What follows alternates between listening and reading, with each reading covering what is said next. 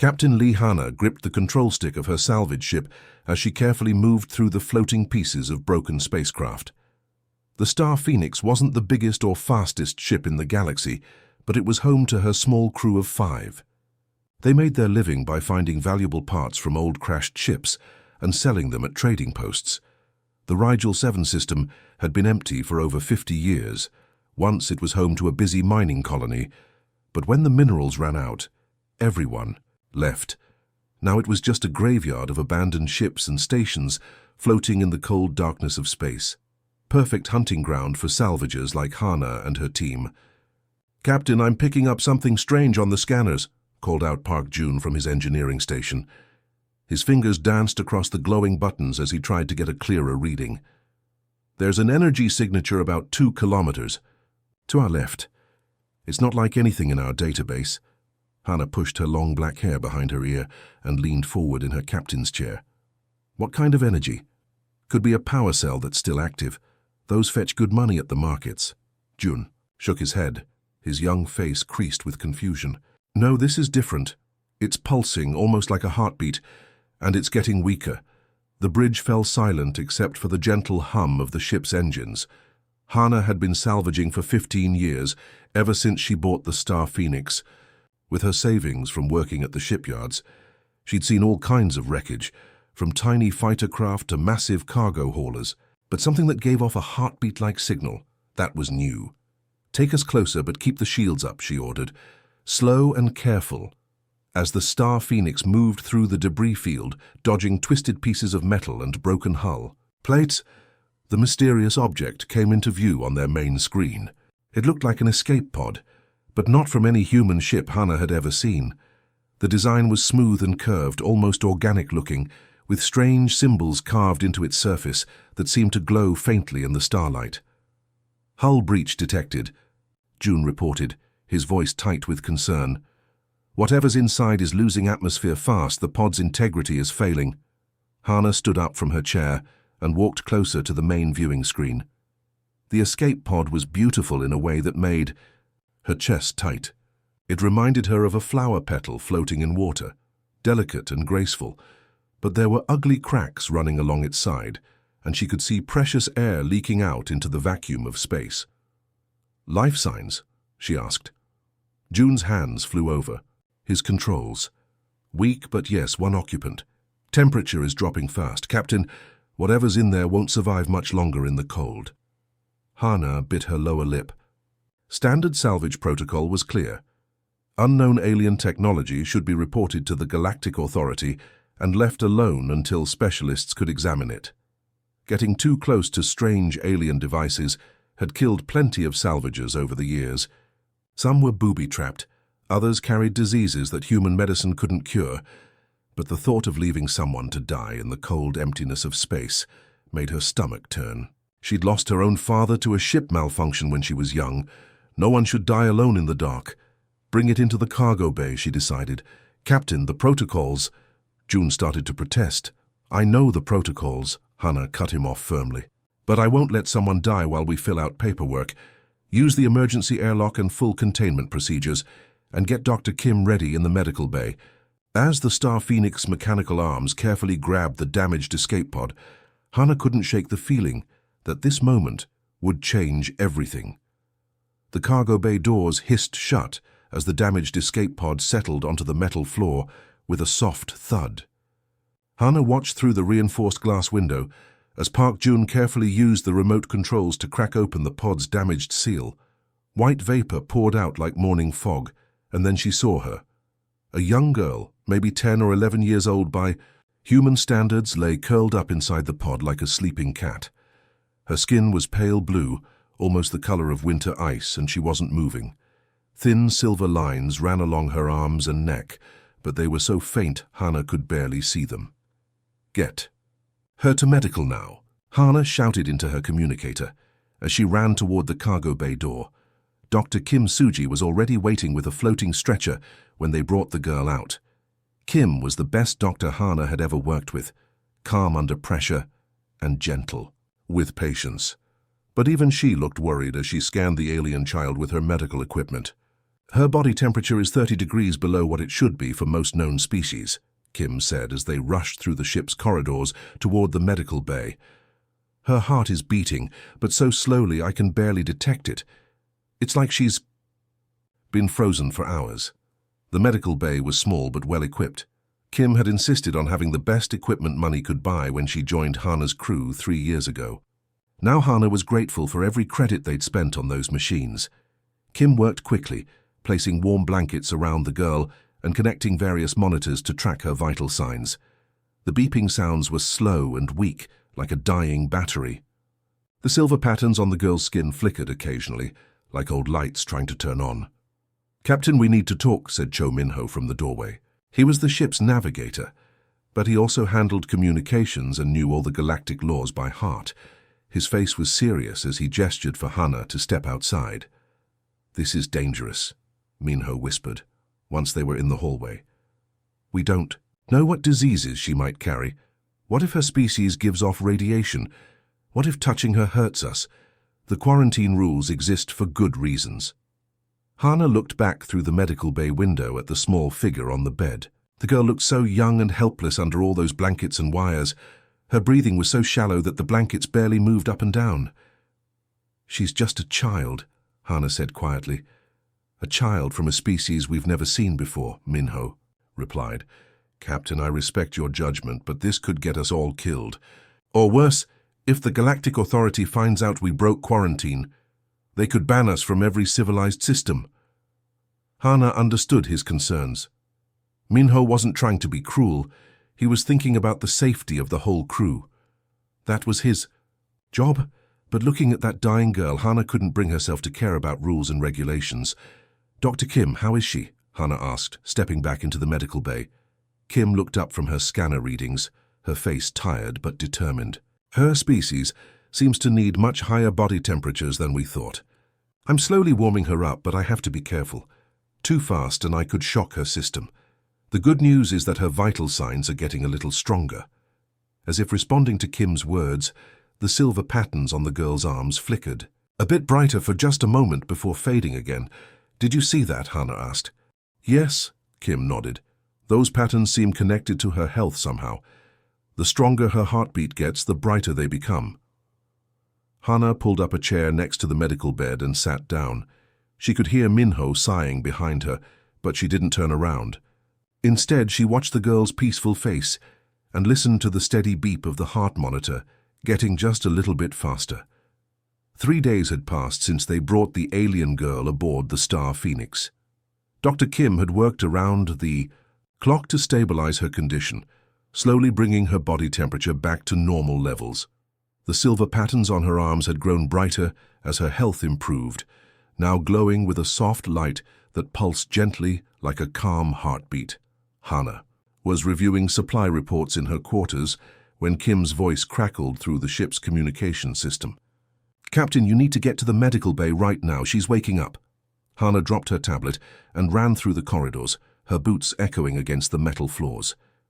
When she reached the medical bay, she found Kim standing very still near the door, her hands raised in a peaceful gesture. The alien girl was sitting up on the medical bed, her back pressed against the wall. Her eyes were the most beautiful thing Hana had ever seen, large and golden, like twin suns, but filled with pure terror. The girl's head turned quickly from side to side, taking in every detail of the room, every face, every piece of equipment. Her breathing was fast and shallow, like a trapped animal. "Easy, easy," Kim said softly. "No one's going to hurt you." The girl opened her mouth and made a sound that was like music and wind chimes mixed together. It was beautiful, but completely unlike any language Hana had ever heard. The sounds rose and fell in patterns that seemed almost like a song, but there was panic in the melody. "Get Yoon Daiho up here," Hana whispered to Park Jun, who was standing in the doorway with his mouth open. "Tell him to bring the universal translator." When Daiho arrived with the translation device, he immediately began adjusting its settings. The machine was designed to recognize and translate thousands of known languages, but it just sat there, humming quietly, unable to make sense of the girl's musical speech. "I'm trying different frequency ranges," Deho explained as his fingers moved over the controls. Sometimes the translator needs time to build a database of new languages, but this is completely unlike anything I've seen before. Every time someone took a step closer to the bed, the girl would scramble further back against the wall. Her golden eyes darted between each crew member's face, and the silver patterns on her arms began flashing rapidly, like warning lights. "She's terrified," Kim observed quietly. "Look at her heart rate on the monitor, it's racing." Hana felt her chest tighten as she watched the frightened child. The girl couldn't be more than 10 years old, alone on a strange ship full of creatures she'd never seen before. Waking up surrounded by aliens would be scary for anyone, but for a child, it must be overwhelming. "Everyone back up," Hana ordered, gently. "Give her some space." As the crew members stepped away from the bed, the girl's breathing slowed down just a little. But she was still pressed against the wall, her whole body trembling. She made more musical sounds, softer this time, almost like she was asking questions. "I wish we could tell her we're trying to help," Kim said sadly. Hana slowly walked to the chair beside the bed and sat down, making sure to keep plenty of distance between herself and the girl. She placed her hands on her knees where the child could see them, showing she wasn't holding any weapons. "Hello," Hana said in the gentlest voice she could manage. "My name is Hana." The girl tilted her head slightly, her golden eyes focusing on Hana's face. She made a quiet sound, almost like a question. "We found you in space," Hana continued, even though she knew the girl couldn't understand. "You were hurt and cold. We brought you here to help you get better." Something in Hana's tone seemed to calm the girl slightly. The flashing of her silver markings slowed down, though she remained pressed against the wall. Her eyes never left Hana's face, studying every expression.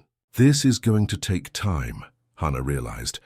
A week had gone by since the alien girl first opened her golden eyes on the star Phoenix. Hana had rearranged her entire schedule to spend most of her time in the medical bay, sitting in the same chair beside the girl's bed. At first, she just sat there quietly, sometimes reading reports or checking messages on her tablet, always making sure her movements were slow and predictable. The crew had started calling the girl Nuri, which meant light in Old Korean. It seemed fitting because of the way her silver markings glowed softly in the dim medical bay. Whenever Nuri felt calm, the patterns would pulse gently like a slow heartbeat. When she was scared or confused, they would flash quickly like warning signals. "Good morning, Nuri," Hana said softly as she entered the medical bay with a cup of coffee. It had become their daily routine. Nuri would look up from where she sat cross-legged on the bed, her head tilting slightly as she listened to Hana's voice. Jung Woobin, the ship's security chief, had taken it upon himself to find foods that Nuri might be able to eat. He was a big man with gentle hands who worked in the ship's small kitchen during his off hours. Every day he would bring different items, soft fruits, warm soups, sweet breads, placing them on a tray at the far end of the bed so Nuri wouldn't feel pressured. "She tried the honey cakes yesterday," Woobin reported to Hana quietly. "Just a small bite, but she seemed to like them." Her face lit up when she tasted the sweetness. Park Jun had been working on a special project in his engineering workshop. He'd noticed that Nuri seemed most comfortable when the room was warmer than what humans preferred. So he built a small device that looked like a smooth stone, but gave off gentle heat. When he first placed it near Nuri's bed, she stared at it for a long time before carefully reaching out to touch it. The moment her fingers felt the warmth, her silver markings brightened noticeably. "She keeps it close to her all the time now," Dr. Kim observed as she checked Nuri's vital signs. "Her body temperature has stabilized completely. Whatever that device is doing, it's working." The breakthrough came on a quiet Tuesday morning. Hana was sitting in her usual chair, telling Nuri about the different stars they could see through the medical bay's small window. She pointed to a bright blue star and said, "That one is called Vega. It's very beautiful." "Vega," Nuri repeated softly, her voice like wind chimes in a gentle breeze. Hana's coffee cup nearly slipped from her hands. It was the first human word Nuri had ever spoken clearly. "Yes," Hana said, unable to hide her excitement. "Vega, you said it perfectly." Nuri's eyes widened at Hana's reaction, and her silver markings began pulsing faster. But instead of the panicked flashing from before, this was different. brighter, almost cheerful. Over the next few days, Nuri began copying more words. She would point to objects and wait for Hana to tell her their names, then repeat them in her musical accent. Chair, blanket, water. Each word came out like a small song. Dr. Kim made an interesting discovery while running routine medical scans. Look at this, she called Hana over to her computer screen. These readings show unusual brain activity in regions we associate with. Emotional processing. I think Nuri might be able to sense how we're feeling. You mean like reading our emotions? Hana asked. Exactly. Remember how terrified she was when she first woke up? 5 strange creatures surrounding her bed, all of us feeling worried and stressed. Imagine if you could feel all of that fear and anxiety hitting you at once. This explained so much. When the crew stayed calm and peaceful around Nuri, she relaxed. 2. When someone was having a bad day or feeling frustrated, Nuri would curl up and her markings would dim. She was like an emotional mirror, reflecting back whatever feelings surrounded her. That's why she responds so well to you, Captain, Kim continued. You genuinely care about her well-being. She can feel that kindness. Hana looked over at Nuri, who was carefully arranging the honey cakes Wubin had brought into neat little rows. The girl looked up and smiled, the first real smile they'd seen from her. In that moment, her whole face seemed to glow with an inner light that had nothing to do with her alien biology. Hello, Hana, Nuri said carefully, pronouncing each syllable like it was precious. Hana felt tears prick her eyes. Hello, Nuri. 2 weeks had passed since Nuri first spoke Hana's name, and communication between them had grown stronger each day. Nuri's Korean vocabulary now included dozens of words, and she had begun stringing them together into simple sentences. More importantly, she had started to smile and laugh, her silver markings glowing warmly whenever she felt happy. It was during one of their morning conversations that Nuri finally managed to tell them who she was. She sat cross-legged on her bed, holding Park Jun's warming device close to her chest, and spoke slowly in her musical accent. My name Nuri Vel, she said carefully, touching her chest. I am Velani people, from Star... very far. She pointed toward the medical bay window, gesturing at the vast darkness beyond. Dr. Kim quickly recorded everything as Nuri continued, mixing Korean words with her own language's musical tones. Through gestures and broken sentences, she explained that her home was many light years away, in a system of 3 bright stars that danced around each other. Velani, Hana repeated thoughtfully. We've never heard of your people before, Nuri. How did you end up in that escape pod? Nuri's expression grew sad, and her silver markings dimmed. She struggled to find the right words, touching her temples and then her heart. I's different, feel others' hearts. Velani say bad, wrong. Tears began flowing down her pale blue cheeks. They put me in small ship, say go away. Never come back. The crew exchanged shocked glances. This innocent child had been abandoned by her own people simply because she could sense emotions, the same ability that had helped her bond with the humans who saved her. Young Wubin clenched his fists. They threw away a little girl like she was garbage. Before anyone could respond, the ship's alarm system began blaring. Red lights flashed throughout the medical bay as Cho Minho's voice crackled over the communication system. Captain, to the bridge immediately. We have multiple ships approaching fast. Hana ran to the bridge, her heart pounding. On the main screen, she could see 5 sleek vessels emerging from hyperspace. They were unlike any human ships she'd ever seen, smooth and curved like Nuri's original escape pod, but much larger and clearly armed with advanced weapons. They appeared without warning, Minho reported, his hands flying over the navigation controls. No distress signals, no identification. They're just sitting there, surrounding us. The communication board suddenly lit up with an incoming message. Yoon Dae-ho accepted the transmission, and a figure appeared on the main screen that made Hana's blood run cold. The alien was tall and imposing, with the same pale blue skin as Nuri, but without any of her warmth. His silver markings were arranged in harsh, angular patterns that seemed to pulse with authority. His golden eyes were cold and calculating as they stared directly at Hana. I am High Arbiter Felthon of the Velani Enforcement Fleet, he said, in perfect emotionless Korean. You have something that belongs to us. We have a young girl who was dying in space, Hana replied firmly. We saved her life. Felthon's expression didn't change. The defective unit designated Nurivel was lawfully expelled from Vellani space for genetic contamination. Your interference with our justice is a criminal act. Defective unit? Hana felt anger building in her chest. She's a child, a living person, not some broken machine. The entity possesses dangerous empathic mutations that threaten our species. Purity, Felthon continued as if Hana hadn't spoken. Such contamination cannot be allowed to spread. You will transfer the unit to our custody immediately. Behind Hana, Dr. Kim had quietly entered the bridge with Nuri beside her. The girl's face was pale with terror as she saw Felthon on the screen. Her silver markings were flashing rapidly, and she was shaking like a leaf. No, Nuri whispered, grabbing onto Kim's arm. Please, no, go back. They hurt Nuri. They say Nuri is poison. Felthon's cold eyes focused on the frightened girl. The contamination will be cleansed, as our law demands.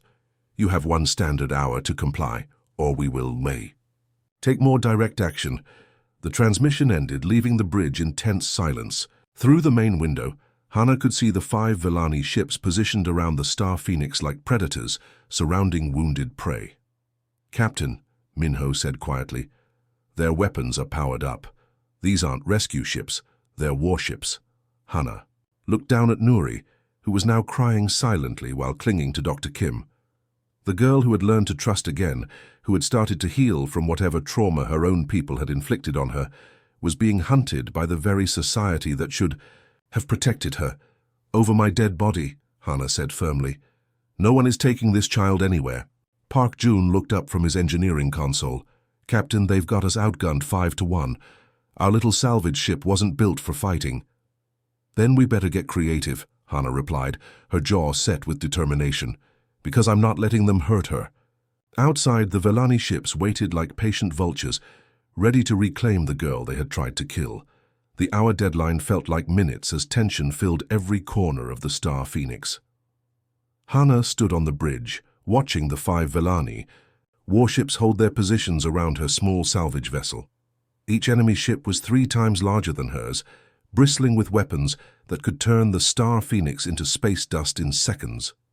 30 minutes left, Cho Minho announced from his navigation station, sweat beading on his forehead despite the cool bridge temperature. His fingers never stopped moving across the controls as he calculated possible escape routes through hyperspace. Down. In the medical bay, Dr. Kim stayed close to Nuri, who hadn't stopped trembling since seeing High Arbiter Felthon on the screen. The girl sat curled up in the corner of her bed, clutching Park Jun's warming device like it was her only lifeline. Her silver markings flickered weakly, reflecting her terror. It's okay, Nuri, Kim whispered, though she wasn't sure she believed. Her own words. Captain Hana won't let them take you. Jung Wubin had armed himself and was checking the ship's few defensive systems. The Star Phoenix had basic shields and 1 small laser cannon meant for clearing debris, nothing that could stand against military-grade weapons. But he'd rather go down fighting than hand over an innocent child. On the bridge, Yoon Dae-ho worked frantically at his communication console, sending distress signals across every channel he could access. I'm trying to reach the Galactic Council's emergency line, he reported to Hana. But we're too far from civilized space. Even if they get the message, it would take days for any help to arrive. The main screen flickered to life again as High Arbiter Felthon's cold face appeared. Behind him, Hana could see other Vellani officers preparing weapons and boarding equipment. Your time grows short, humans, Felthon said, his voice like ice, scraping against metal. The defective unit must be cleansed. This is not negotiable. Her name is Nuri, Hana shot back, stepping closer to the screen. And she's not defective. She's a scared little girl who doesn't deserve what you did to her. Felthon's golden eyes narrowed. You do not understand our ways. The entity's ability to sense emotions across different species is an abomination. In our society, such contamination threatens the purity of our race. We expelled her to prevent the spread of this genetic poison. Genetic poison? Hana felt her anger boiling over. You mean the ability to understand and connect with others? That's not poison, that's a gift. Your primitive species cannot comprehend the danger, Felthon replied coldly. The contamination must be eliminated before it can corrupt others. We offer you one final chance to surrender the unit voluntarily. And what happens to her if we do? Hannah demanded. Felthon's expression remained emotionless. The contamination will be cleansed through proper procedures. The entity will cease to exist, and the threat will be ended. The words hit Hannah like a physical blow. They weren't talking about punishment or exile. They were planning to kill Nuri, simply for being born different. Never, Hannah said firmly. You'll have to go through us first. Felthon tilted his head slightly, like a predator studying prey. Very well. You have chosen to interfere with Velani justice. The consequences are yours to bear. The transmission ended, and immediately the ship's sensors began screaming warnings. All 5 Velani warships were powering up their main weapons, their hulls glowing with deadly energy. Shields up, Hannah ordered. All power to engines. Park. June's voice crackled through the ship's communication system from engineering. Captain, our shields won't hold against that kind of firepower. Maybe 30 seconds at most. Minho looked up from his navigation controls, his face pale. Jump! Coordinates are ready, but I need at least 2 minutes to spin up the hyperspace drive. We don't have that long. Through the main window, Hannah could see energy building along the weapon ports of the nearest Velani ship. In moments they would fire, and the Star Phoenix would be nothing but scattered debris. Wait, Yundaiho called out suddenly. I'm getting something on the emergency channels. Multiple ships dropping out of hyperspace. New contacts began appearing on the sensors. Not Velani vessels, but ships from a dozen different species. A massive Alterian cruiser materialized directly between the Star Phoenix and the nearest Velani warship. Sleek Zephyrian fighters took positions around the perimeter, while a hulking Goranian battleship moved to block Felthon's flagship. This is Admiral Kethra of the Galactic Defense Fleet, a strong female voice announced over all frequencies. All ships will power down weapons immediately. Any vessel that fires will be considered an act of war against the Galactic Council. Hannah stared at the main screen in amazement. Somehow their distress call had been heard. Ships from across the galaxy had come to help protect one small girl. Felthon's voice cut through the confusion, filled with barely controlled rage. This is a Velani internal matter. Your interference is illegal. The protection of refugee children is a galactic concern, Admiral Kethra replied smoothly. Power down your weapons, High Arbiter. We have much to discuss. For the first time, since this nightmare began, Hannah allowed herself to hope. They weren't alone anymore. The standoff in space had reached a breaking point. Despite the arrival of the Galactic Defense Fleet, High Arbiter Felthon refused to back down. His 5 warships maintained their aggressive positions, weapons still, charged and ready to fire. The tension was so thick you could cut it with a knife. Admiral Kethra, this is an internal Velani matter. Felthon's voice crackled over the communication channels, his tone icy with authority. Your interference violates the Treaty of Non-Intervention. The defective unit belongs to us by law. Admiral, Kethra's response was equally firm. The Galactic Council recognizes no law that permits the murder of children, High Arbiter. Stand down your weapons immediately. But Hannah could see what was happening on her tactical display. More Velani ships were dropping out of hyperspace, reinforcing Felthon's fleet. Soon they would outnumber even the Galactic Defense ships. The politics of space were complicated, and treaties often favored established species over newcomers. Like humanity. Captain, Cho Minho said quietly, studying his sensor readings. 3 more Velani cruisers just arrived. If this turns into a shooting war, a lot of people are going to die. Hannah looked at the chaos of ships surrounding them. Dozens of vessels from different species, all because of one small girl who could feel emotions. An idea began forming in her mind, dangerous, but potentially brilliant. Park June, she called, into her communicator. I need you to patch into the ship's main broadcast system. Can you transmit on all galactic frequencies at once?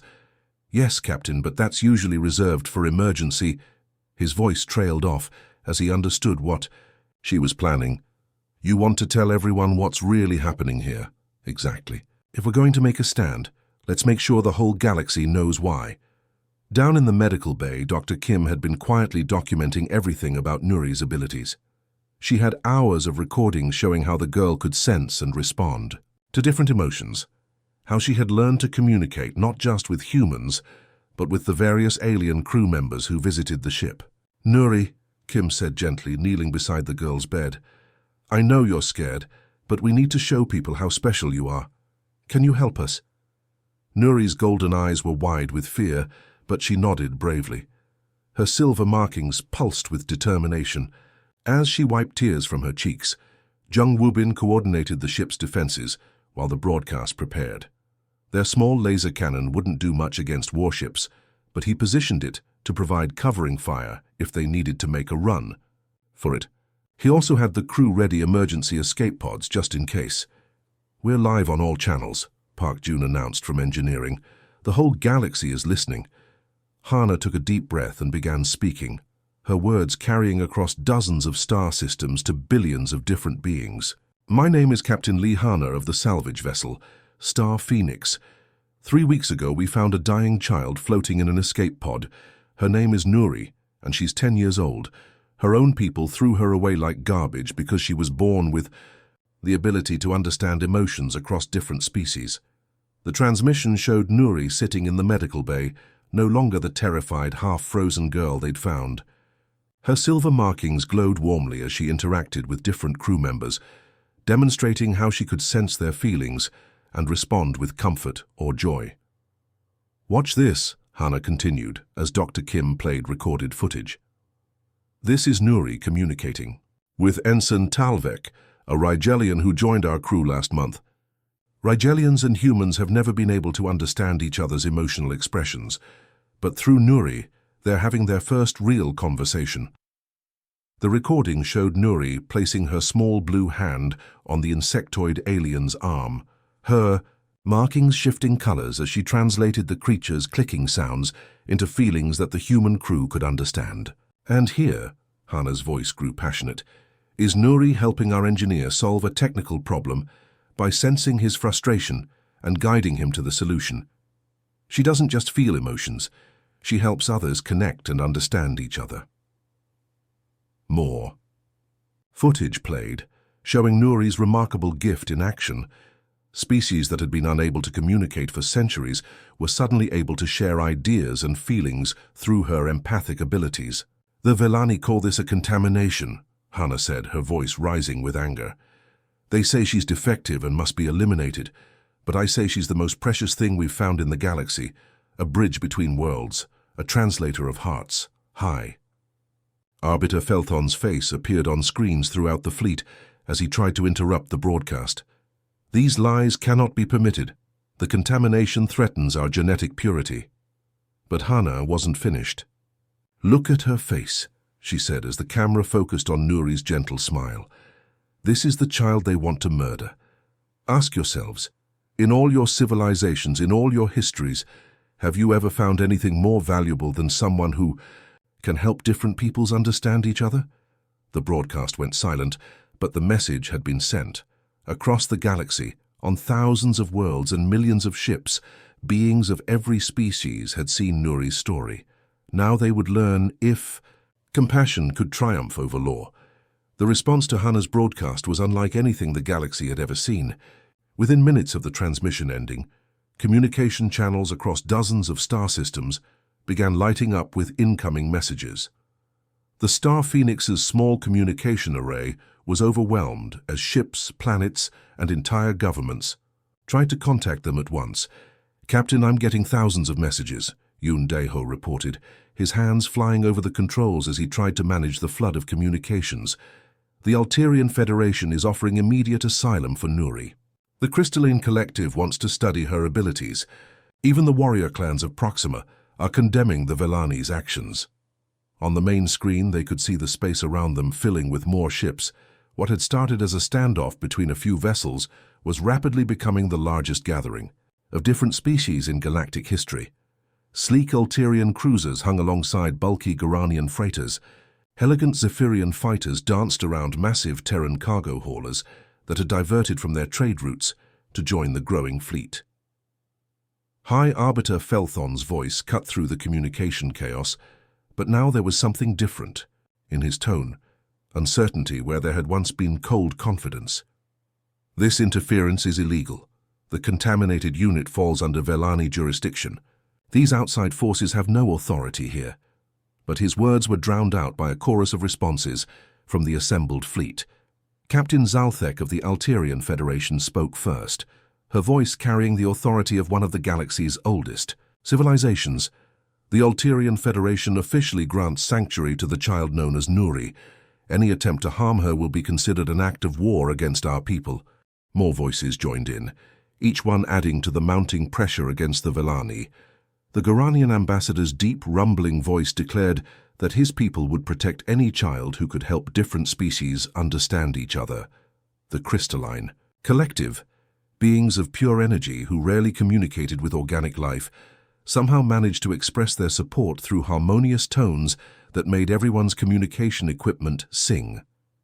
Down in the medical bay, Nuri watched the proceedings, on a small screen that Dr. Kim had set up for her. The girl's silver markings were pulsing rapidly, but not with fear this time, with amazement and hope. She could feel the emotions of beings across dozens of ships, all united in their desire to protect her. "So many people," Nuri whispered in, her musical accent, tears flowing down her pale blue cheeks. They want to help Nuri." "Yes, sweetheart," Kim said softly, squeezing the girl's hand. "They understand how special you are." The most shocking response came from an unexpected source. The Velani homeworld itself began receiving messages from their own people, citizens who had seen the broadcast and were horrified by their government's actions. Park Jun, monitoring the communication traffic, looked up from his station with wide eyes. "Captain, you need to hear this," he said, patching through a transmission from deep within Velani space. "There are protests breaking out on their home planet. Their own people are calling for Felthon to be removed from command." The voice that came through belonged to a female Velani, her words filled with shame and anger. "We saw the child on the galactic broadcast. She is not contamination, she is evolution. She is what we could become if we stopped fearing our own potential. High Arbiter Felthon does not speak for all Velani people." More Velani voices joined the transmission, each one condemning their government's treatment of children like Nuri. They spoke of others who had been cast out over the years, of families torn apart by fear of genetic differences, of a society that had chosen isolation over growth. "There are others like me?" Nuri asked, looking up at Dr. Kim with hope and sadness mixed in her golden eyes. "It sounds like it," Kim replied gently. "And maybe because of your courage, they'll have a chance at a better life too." On the bridge, Hannah watched as more ships continued to arrive.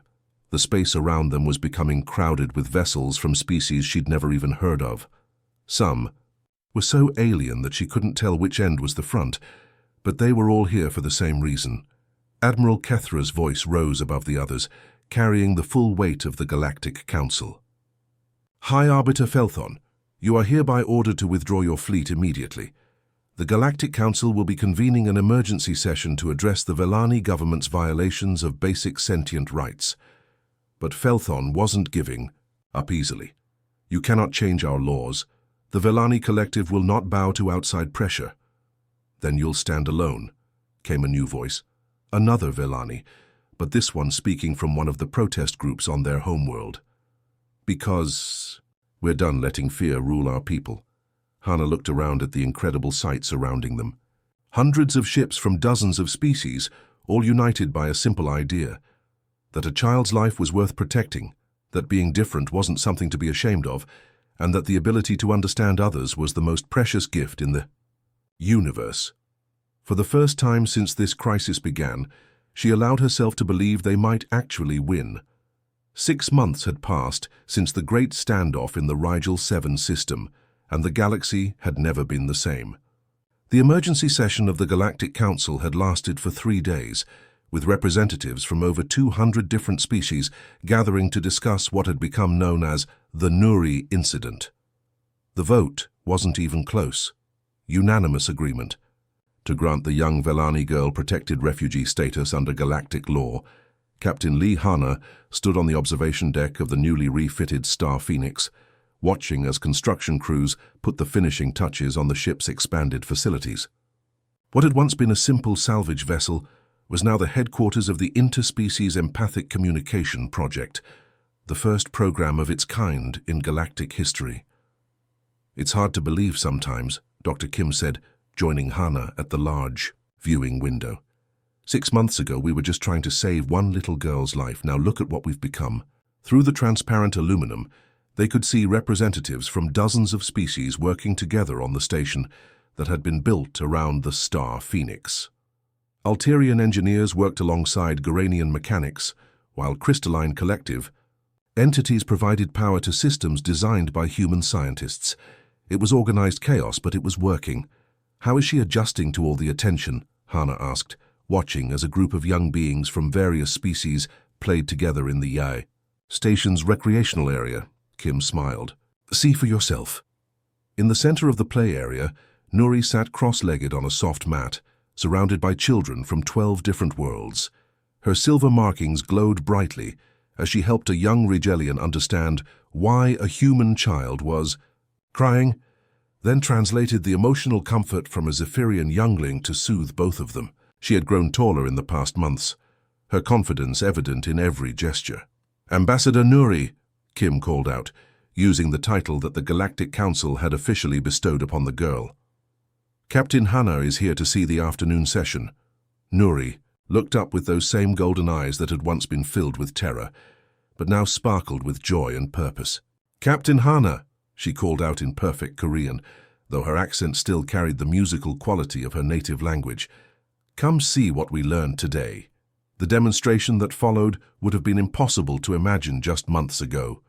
Nuri sat between 2 adult representatives, a Terran diplomat and a Velani trade minister, who had come to apologize for his government's actions.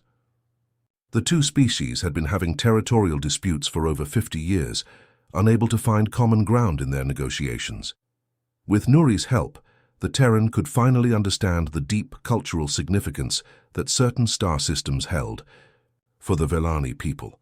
Through her empathic translation, the Velani minister felt the genuine desire for peace that motivated the human diplomat, rather than sensing only suspicion and political maneuvering. "It's not just about feeling emotions," Nuri explained to the gathered observers, her voice carrying a wisdom that seemed far beyond her years. "Every species experiences feelings differently. Humans feel with their whole bodies. Velani feel in colors and music. Alterians feel in mathematical patterns. But underneath, we all want the same things: safety, understanding, love." Park Jun, now serving as the station's chief engineer, leaned over to whisper to Jung Wubin. "Remember when our biggest worry was whether she'd try the honey cakes?" The former security chief, now head of station safety, chuckled quietly. "Now she's solving conflicts that have lasted longer than we've been alive." High Arbiter Felthon had been removed from power by his own people, replaced by a progressive council that included several Velani with empathic abilities like Nuri's.